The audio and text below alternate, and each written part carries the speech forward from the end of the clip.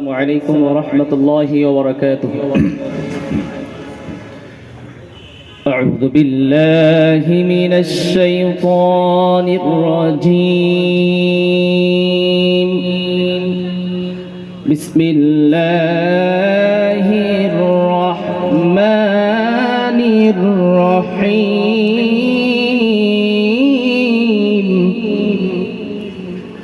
الرحمن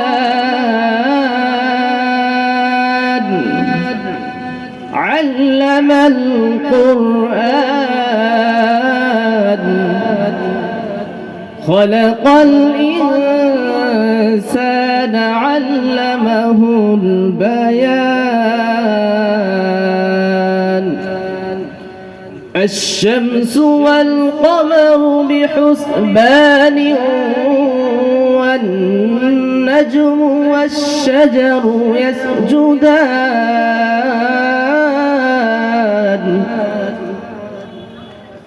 والسماء رفعها ووضع الميزان ألا تطغوا في الميزان وأقيموا الوزن بالقسط ولا تخسروا الميزان والأرض وضعها للأنام فيها فاكهة والنخل ذات الأكمام والحب ذو العصف والريحان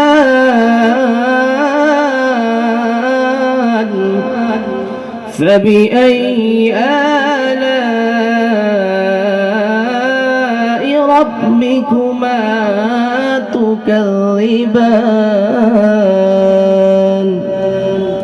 ইরশাদ হচ্ছে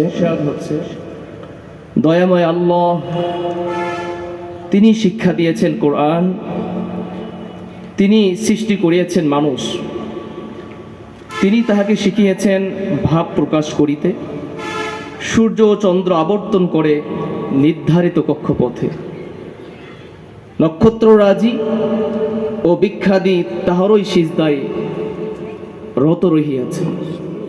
তিনি আকাশকে করিয়েছে সম্মত সমুন্নত এবং স্থাপন করিয়েছেন মানদণ্ড, যাহাতে তোমরা সীমালঙ্ঘন না করো মানদণ্ডে।